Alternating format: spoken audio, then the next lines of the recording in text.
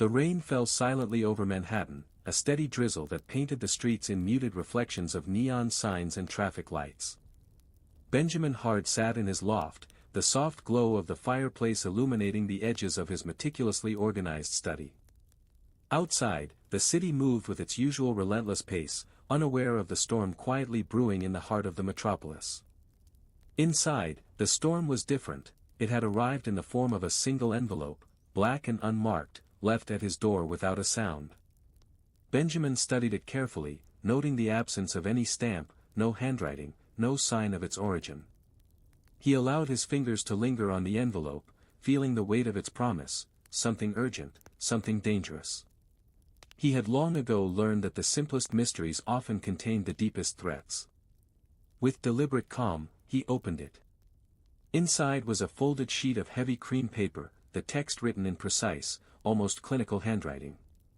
"Mr. Hard, you are needed. The situation is delicate, and the authorities have reached their limit. Time is critical. Visit 12, East 72nd Street at once. Ask for Mr. Whitaker. Trust no one." Benjamin's eyes narrowed. Whitaker. The name resonated faintly in the recesses of his memory. An art collector, known for his exquisite taste and exclusive auctions. Not the sort of man who would summon a private detective without good reason. But the handwriting, the tone, the urgency, they all spoke of more than a missing person or a stolen painting. This was a prelude to something far more sinister. He poured himself a cup of green tea, the steam curling like ghostly fingers in the dim light of the loft, and allowed himself a moment to consider. His mind worked in layers, each possibility branching into dozens of subplots, each more complex than the last. He had always trusted his instincts, and the instincts now told him that this was no ordinary summons. This was a puzzle, and he loved puzzles. Pulling on his long, tailored coat, Benjamin left his apartment, the familiar weight of his leather briefcase against his side.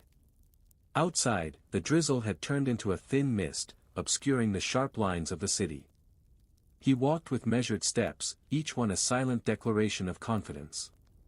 Despite the cold, his mind burned with anticipation. The streets of Manhattan had their own rhythm, a symphony of chaos, but Benjamin moved like a conductor who already knew the score. By the time he reached East 72nd Street, the city had grown quieter, the usual chatter reduced to distant echoes. The building loomed before him, an old brownstone with a facade that hinted at grandeur long faded. He entered, the air inside thick with the scent of aged wood and polished brass. The elevator ride was slow, each floor a quiet reminder that suspense was a matter of patience. Whitaker awaited him in a drawing room that smelled faintly of cedar and varnish. The collector was an imposing man, tall and lean, with eyes that flickered like candlelight in their intensity. "Mr. Hard," he said, voice measured but urgent.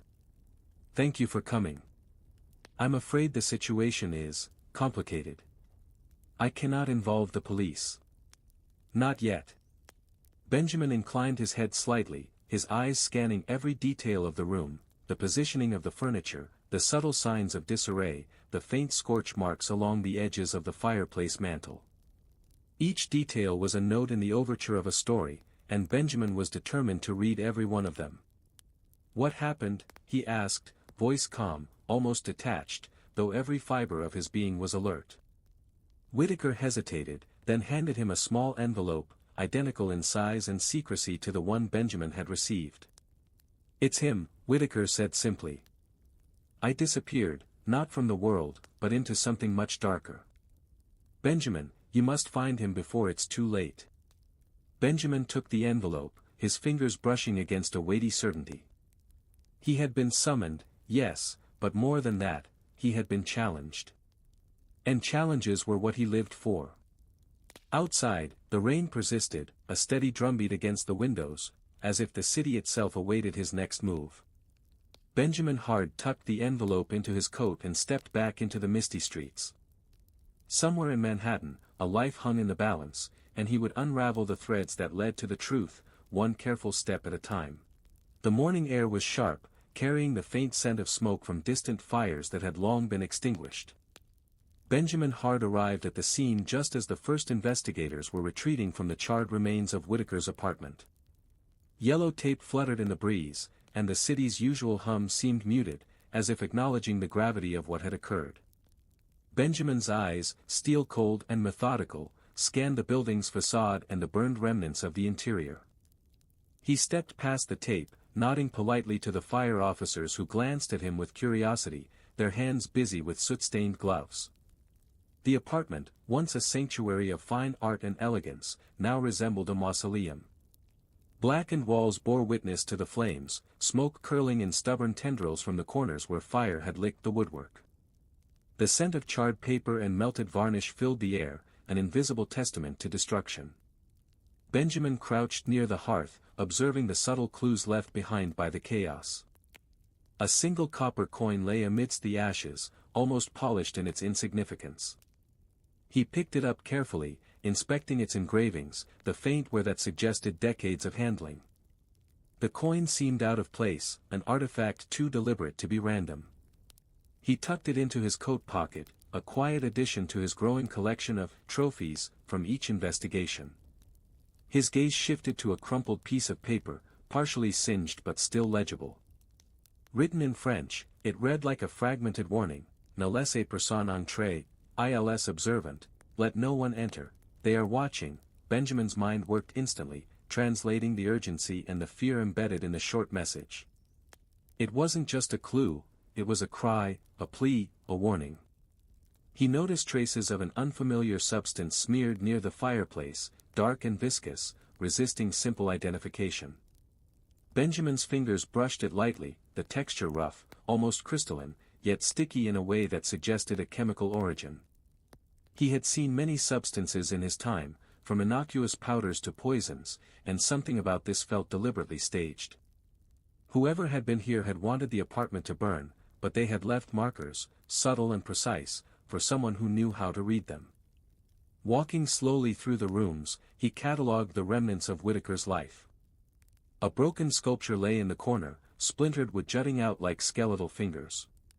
Paintings, partially singed, clung stubbornly to the walls, their vibrant colors muted by soot. Benjamin's eyes traced the patterns of the destruction, reconstructing in his mind how the fire had spread, what had been targeted, and what had been preserved. Every detail mattered. Every anomaly told a story. By the time he reached Whitaker's private study, Benjamin's attention sharpened. The safe, normally a pristine steel rectangle in the wall, had been torn from its hinges, its contents missing. The meticulous handwriting of the letters on the desk, scattered in disarray, hinted at hurried removal rather than mere accident. There was intent here, a carefully orchestrated chaos designed to obscure as much as to destroy.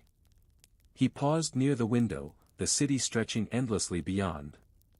The rain had stopped, leaving streets glistening with reflections of neon and streetlights. A single thought formed in his mind: this was no ordinary burglary, no impulsive act of violence. The layers of deception were too intricate, the timing too precise. Someone wanted Whitaker's disappearance to seem accidental, but they had underestimated the observer in the shadows, Benjamin Hard. He exhaled slowly, letting the faint warmth of his own resolve counter the chill of the ruined apartment. Each clue, each fragment of the scene, was a thread, and Benjamin knew he would follow them to the very heart of the deception. Outside, the city moved on, oblivious, but inside the charred remains, a detective was already piecing together a story that no fire could erase.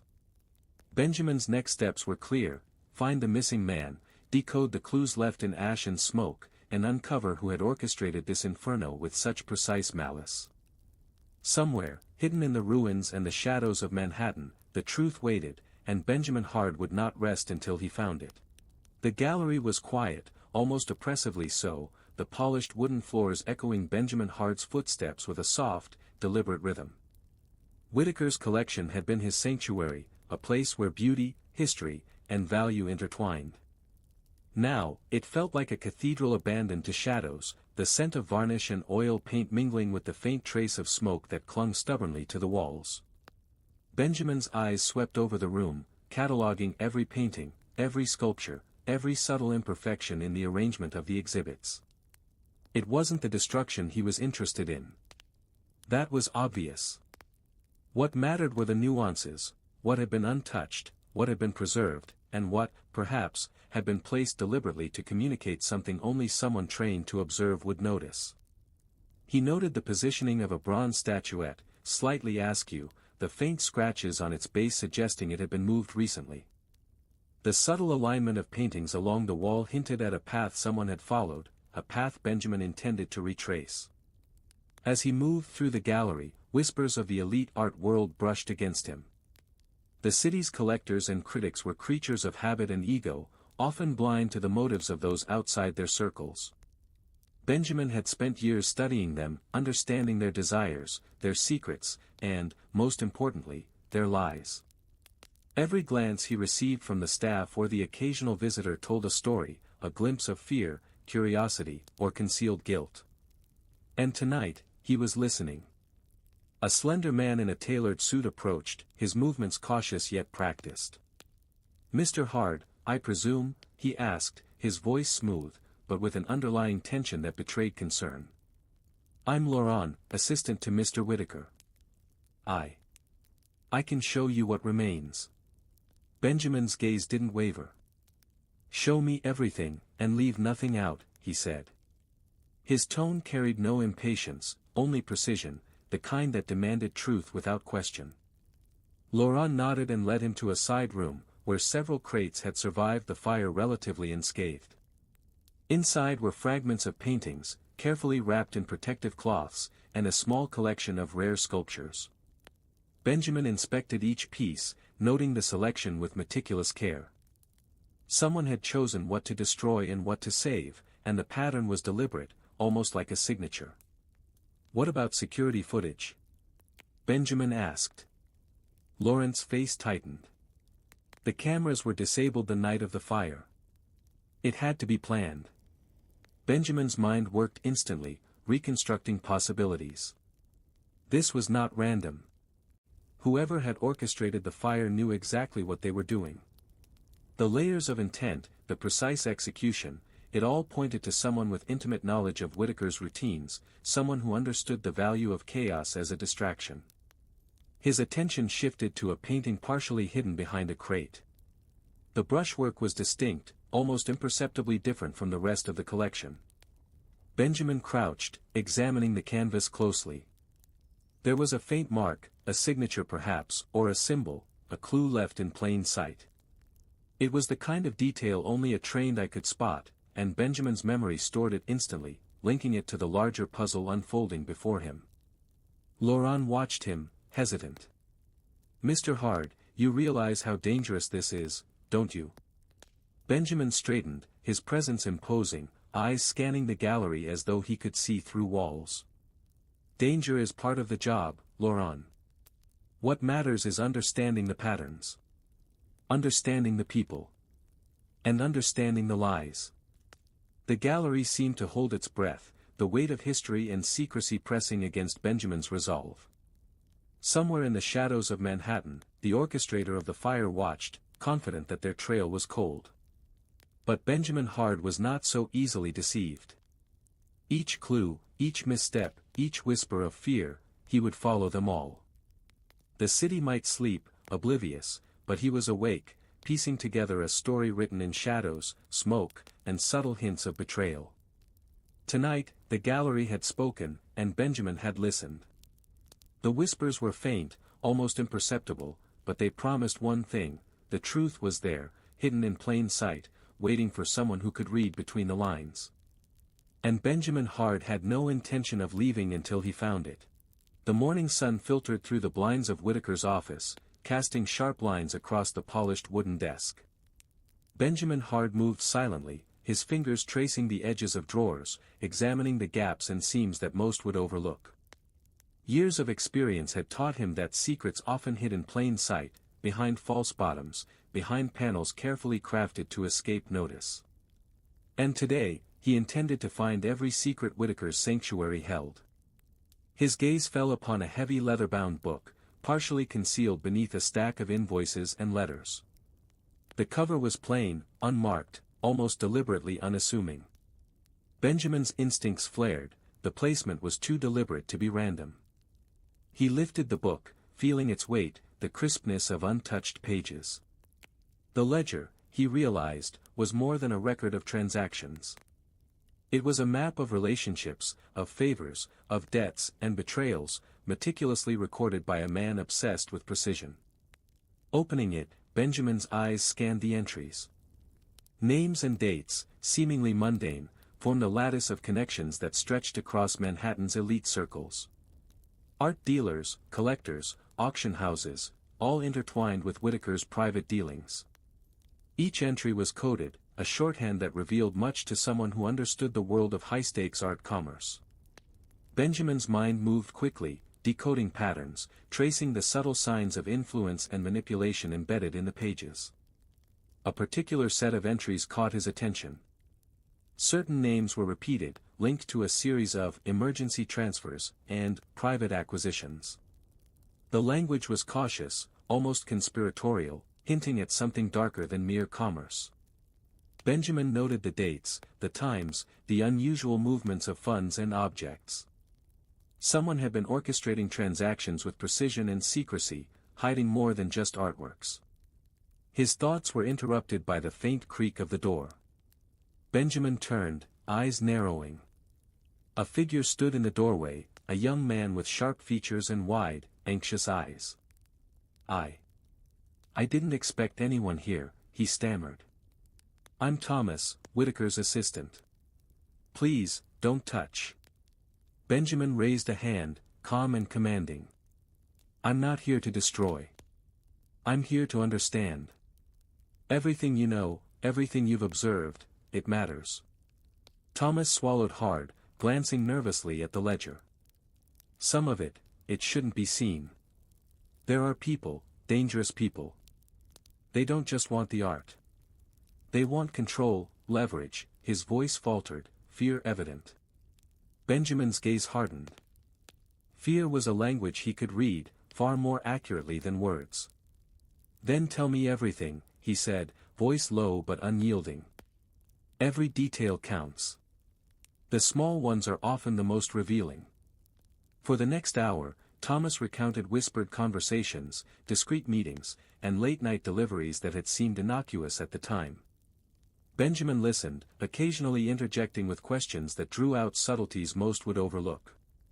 The ledger, combined with Thomas's recollections, painted a portrait of a network operating in the shadows, exploiting art as both currency and camouflage for more sinister purposes. Benjamin's mind raced. The patterns were emerging, connections forming where none had been obvious before. A series of fires, unexplained disappearances, subtle threats, it all pointed to a calculated series of manipulations. Whitaker had understood the danger but had been caught unprepared.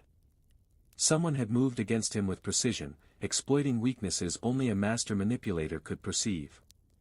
As he closed the ledger, Benjamin felt the familiar pulse of determination.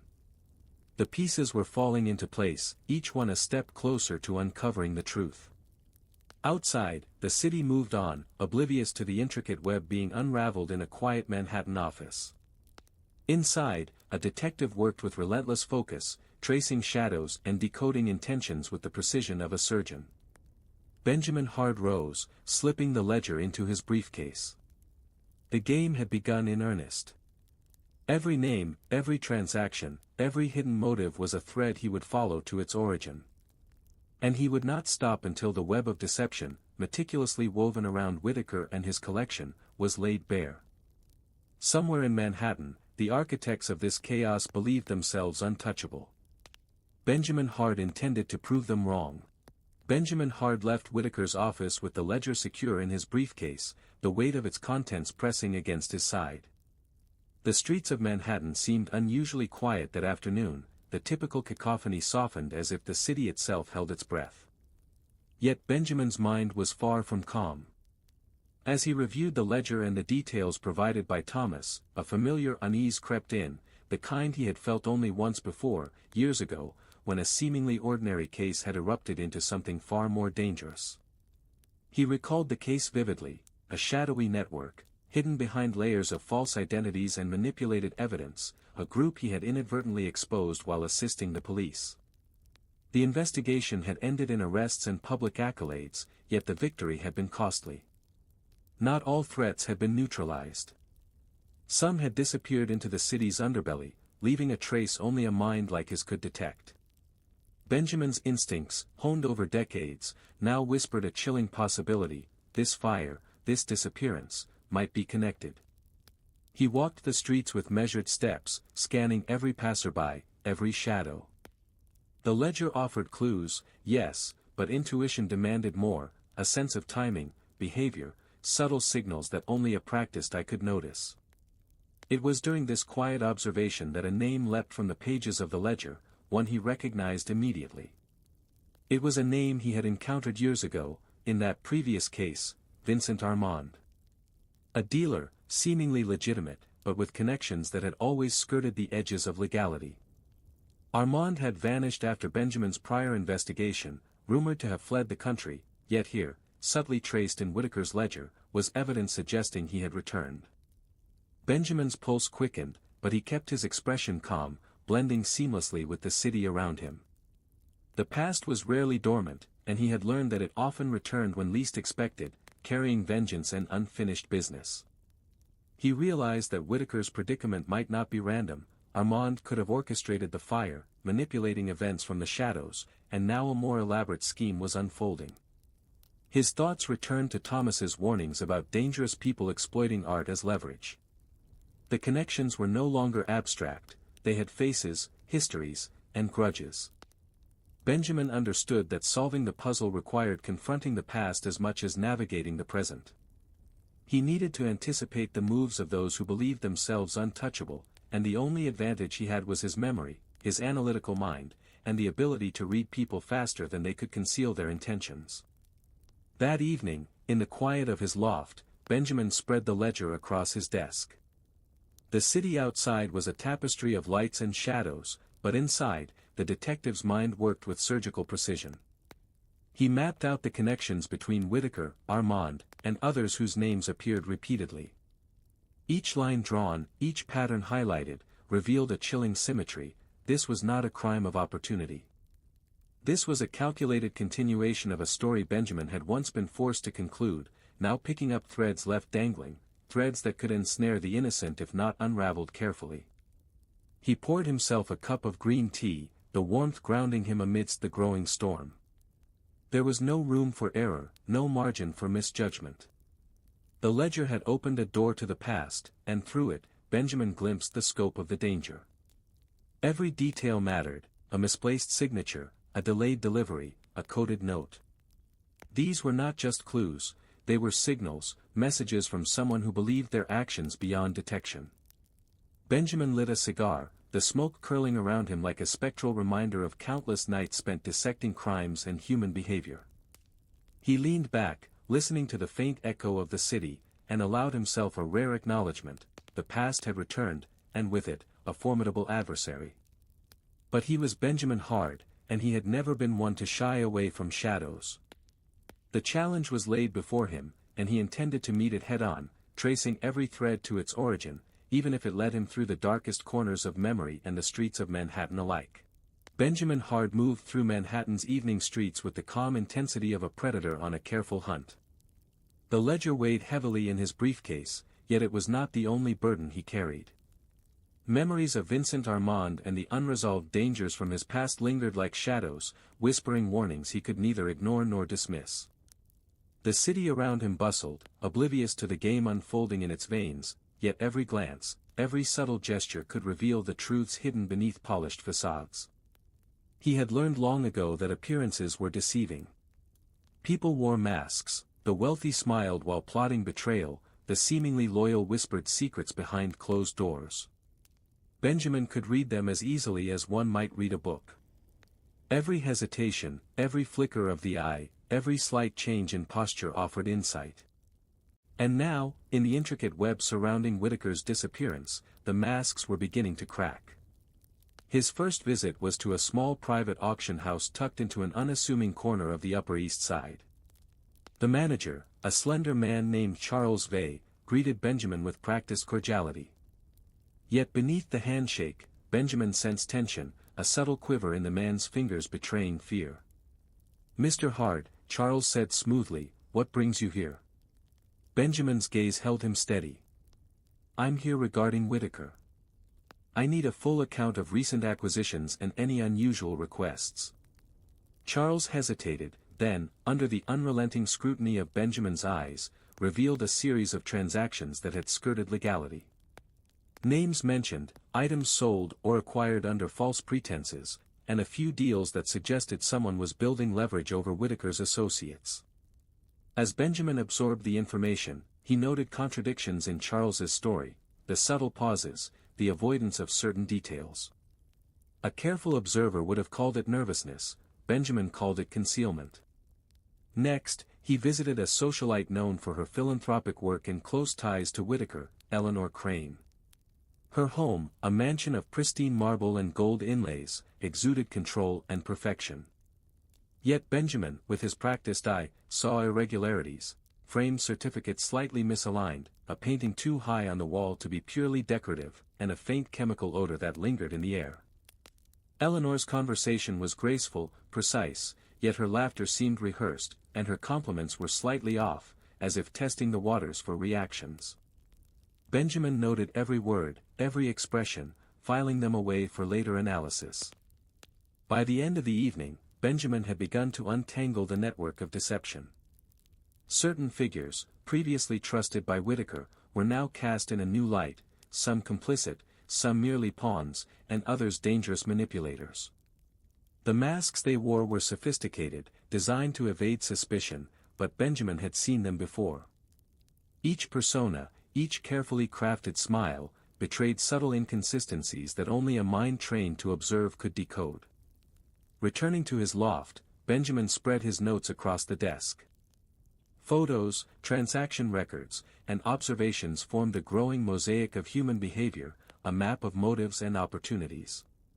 He sipped his green tea and allowed himself a moment to appreciate the clarity emerging from chaos. The path forward was becoming visible. By understanding the faces behind masks, he could predict movements, anticipate treachery, and corner the orchestrators of Whitaker's misfortune. But even as he pieced together the puzzle, a chill ran down his spine. There was one presence he could not yet identify, a silent observer who left no trace but whose influence was evident in the precision of the fire, the selection of stolen items, and the warnings left behind. Benjamin knew instinctively that the final adversary would not reveal themselves willingly.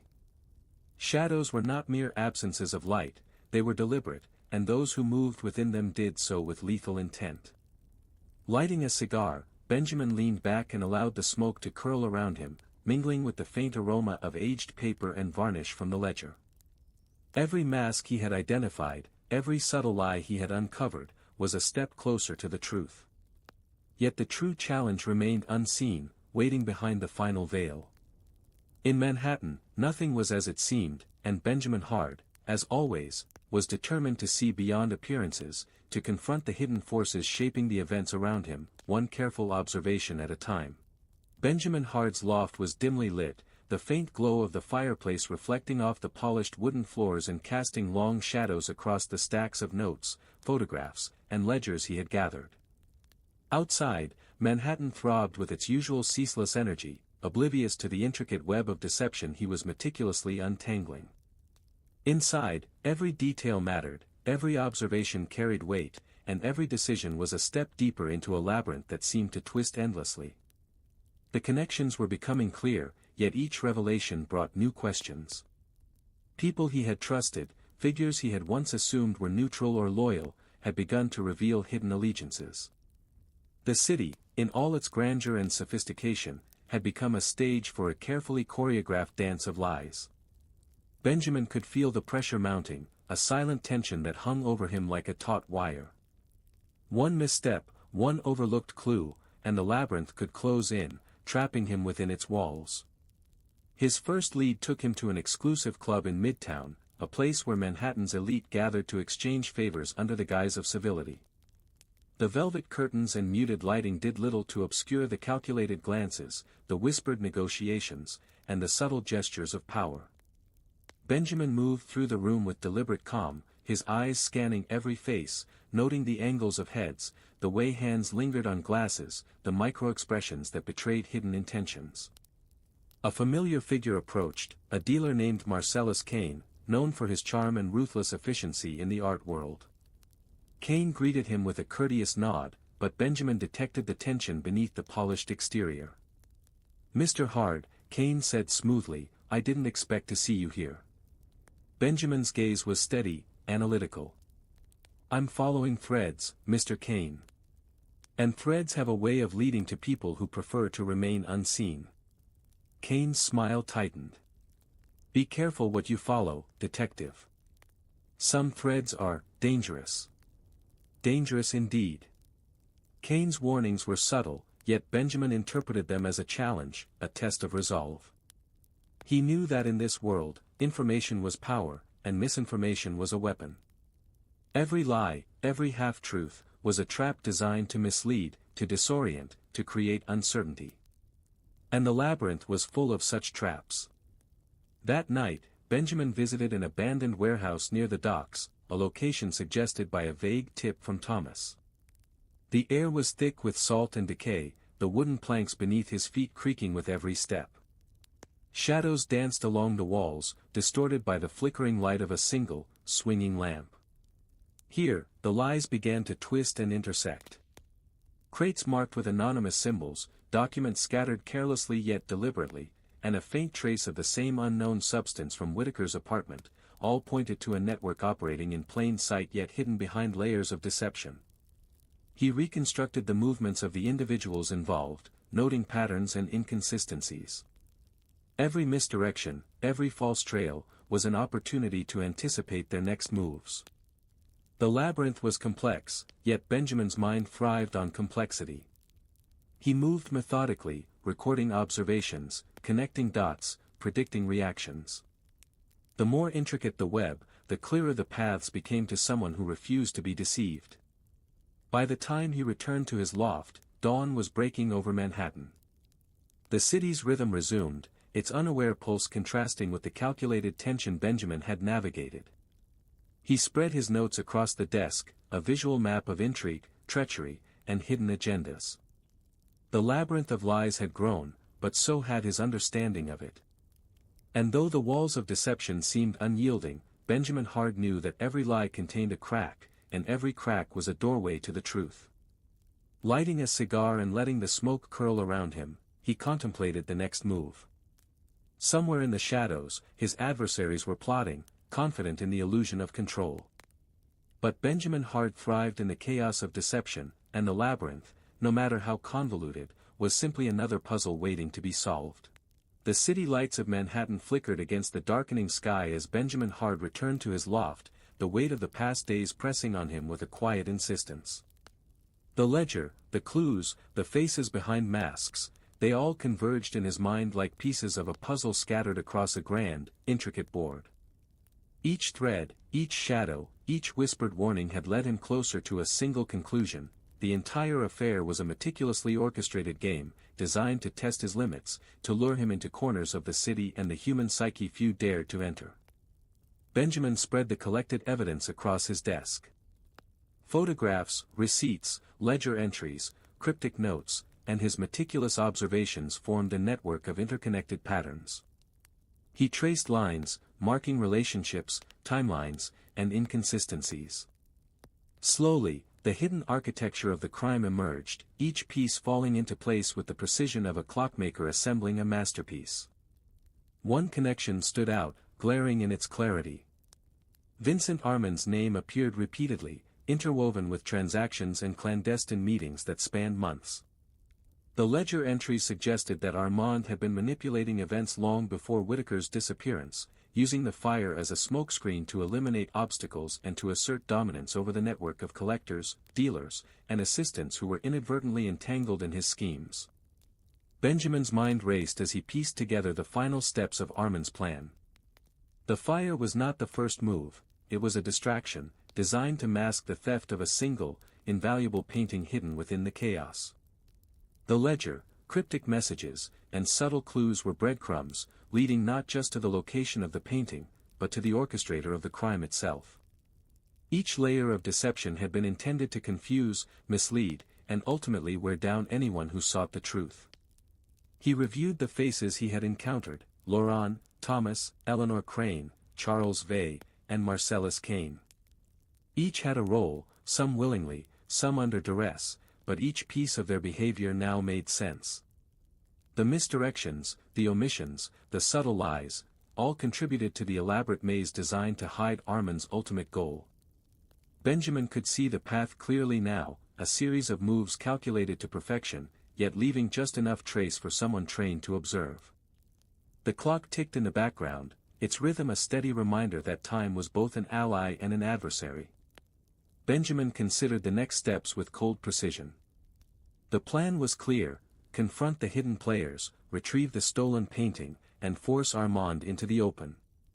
But he knew the danger was real. A single miscalculation could allow the adversary to vanish, leaving the threads tangled and the crime unresolved. He allowed himself a moment to breathe, the green tea in his hand warm against the chill of anticipation. The puzzle was complete in his mind, the edges of chaos had been aligned into a coherent pattern. Benjamin Hard's skill lay not just in observation, but in synthesis, the ability to transform scattered clues into an undeniable truth. The city outside continued its relentless pace, unaware of the quiet storm building within the walls of a Manhattan loft. Benjamin packed the ledger, photographs, and notes into his briefcase, each item a key to the unraveling mystery. He lit a cigar, the smoke curling lazily into the air, a silent companion to the contemplation that settled over him. Tonight, the final moves would be made. The pieces were in place, and the labyrinth of lies would be illuminated by the light of truth. Benjamin Hard was ready to confront the shadows, to follow the threads to their origin, and to bring the unseen hand orchestrating this intricate game into the open. The final puzzle was no longer a question, it was a challenge, and he intended to solve it completely. The night was heavy over Manhattan, the streets slick with recent rain and the occasional flicker of neon reflecting off the wet pavement. Benjamin Hard moved silently through the shadows, his coat pulled tight against the chill, briefcase in hand, mind sharp and focused. Every detail mattered, the sound of footsteps echoing against brick walls, the distant hum of traffic, the subtle scent of smoke lingering in alleyways. He was hunting not just a criminal, but a shadow, a master manipulator who had carefully orchestrated a web of lies and deceit. The meeting place was an abandoned warehouse at the edge of the harbor, a desolate structure that reeked of salt, rust, and old wood. Benjamin stepped inside, the boards creaking underfoot, and surveyed the darkness. His eyes adjusted quickly, detecting the faint outlines of crates, the subtle glint of metal, and the nervous movements of a figure waiting in the far corner. Vincent Armand emerged from the shadows, tall, confident, and dangerously composed, his presence commanding even in the dim light. "Hard," Armand said smoothly, a smirk playing across his face. "I wondered when you would find your way here." Benjamin's expression remained controlled, eyes narrowing with calculated intensity. "It didn't take long to follow the trail. You've been sloppy, leaving breadcrumbs for someone observant enough to notice." Armand chuckled, a sound without true amusement. "Sloppy? Every move was planned. Every detail calculated. You just happened to be in the right, or wrong, place at the right time." Benjamin took a measured step forward, analyzing the figure before him. "You underestimate me. You think chaos can hide your intentions, but every action, every lie, every fire, and every stolen piece of art left a trace. And I follow traces." Armand's smile faltered slightly, but only for a moment. "You're clever, I'll give you that. But cleverness alone won't save you tonight. Do you really think you can undo everything I've built?" Benjamin's gaze hardened, unyielding. "I don't need to undo everything. I just need to uncover the truth. The painting, Whitaker's safety, your manipulations, they end here." The tension was palpable, the silence between them punctuated only by distant city sounds and the faint drip of water from a leaky roof. Armand's eyes flicked toward a crate behind him, revealing a painting partially hidden beneath a tarp, Whitaker's prized possession, stolen under the cover of fire and deception. Benjamin stepped closer, his movements deliberate and controlled. "It's over, Armand. Return the painting, and perhaps the authorities will consider leniency. Resist, and everything you've schemed for will collapse." Armand's expression hardened, a flash of anger breaking through his composure. "You think this is simple, hard? You think a single confrontation will undo years of planning?" Benjamin's eyes met his with unwavering resolve. "It isn't simple. But the truth doesn't negotiate. Lies crumble when confronted, and you've built your empire on illusions. It's time they end." A tense moment stretched, the two men measuring each other, the weight of their intellect and experience pressing in. Then, with a calculated move, Benjamin advanced, his knowledge of Armand's patterns giving him the edge. Armand attempted to react, but Benjamin anticipated, disarming him and securing the painting. The confrontation was brief but decisive. Benjamin's strategy, patience, and understanding of human behavior had allowed him to prevail without unnecessary violence. Armand, now trapped, recognized that his web of lies had unraveled, and the truth, long obscured, stood unchallenged. Benjamin held the painting carefully, a sense of relief tempered by the understanding that justice in Manhattan was rarely clean or simple. The shadows were still there, lingering in the corners, waiting for the next game to begin. But tonight, he had won. The master manipulator had been revealed, the stolen art recovered, and Whitaker's safety secured. As he stepped out into the night, the city's lights reflected off the wet streets. Benjamin's mind was already tracing the final steps of the case, ensuring that no detail, no matter how small, had been overlooked. The confrontation was over, but the work of a detective never truly ends. The early morning light seeped through the tall windows of Benjamin Hard's loft, casting long, soft shadows across the wooden floors. Manhattan was waking, indifferent to the events of the night, its streets soon to bustle with the usual rhythm of commerce and life. Inside, Benjamin sat quietly at his desk, the recovered painting resting carefully behind him, protected, yet visible enough to remind him of the ordeal that had just concluded. He sipped his green tea, the warmth a small comfort against the lingering chill of tension and anticipation. The confrontation with Vincent Armand, the unraveling of the labyrinth of lies, and the rescue of Whitaker's prized collection were all behind him. Yet, as always, Benjamin's mind lingered on subtleties, the unfinished details, the implications, the shadows that might still persist even when the primary danger had been neutralized. Whitaker had been informed, grateful yet shaken, his relief mingled with disbelief at the intricate web of deceit that had threatened his life and livelihood. Thomas and Laurent had provided critical insights, their loyalty and courage helping to illuminate paths that might otherwise have remained hidden. Eleanor Crane and Charles Vey had been questioned, their roles in the network of manipulation clarified, and the authorities had taken over, ensuring that justice would continue beyond Benjamin's intervention. Benjamin reviewed the ledger one final time. Every transaction, every coded note, every subtle deviation from normal patterns had been analyzed and understood. The puzzle was complete, the threads woven into a coherent picture of human ambition, greed, and deception. He felt the quiet satisfaction of a job meticulously executed, yet also the weight of understanding the darker sides of human nature, truths that were rarely comfortable, but always necessary. The detective's gaze drifted to the small objects he had collected from the various scenes, a copper coin from the burned apartment, a fragment of a sculpture, a torn piece of parchment. Each was a silent witness to the story, a tangible reminder of the lives, fears, and ambitions entangled in the case.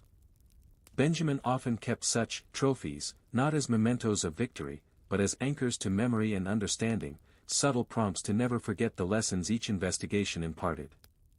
As he stood and walked to the window, Benjamin allowed himself a rare moment of reflection. Justice, he knew, was not always immediate, nor always perfect. But it was deliberate, persistent, and guided by those willing to confront the shadows rather than ignore them. Manhattan's streets stretched below, teeming with life, yet oblivious to the quiet victories of the night. Benjamin recognized the delicate balance between order and chaos, truth and deception, and understood that his role, as always, was to navigate that balance with vigilance and integrity. Lighting a cigar, Benjamin inhaled deeply, the smoke curling around him like the wisps of thought that accompanied his reflections. The city's heartbeat continued beneath him, relentless and unyielding, but within the walls of his loft, there was a temporary stillness, a calm after the storm, a pause before the next mystery inevitably emerged. Whitaker's painting was safe, the conspirators exposed, and the stolen wealth restored to its rightful place. Yet Benjamin knew that shadows never truly disappeared, they merely waited. And as he sipped the last of his tea and listened to the quiet hum of Manhattan awakening, he was ready for the next shadow to emerge, the next puzzle to demand his attention. Benjamin Hard, detective, observer, and seeker of truth, allowed himself a brief, almost imperceptible smile. The night's work was done, justice had been served, and yet, in the interplay of light and shadow, he knew the city would always provide another challenge. And he would be ready, as he always was, to confront it.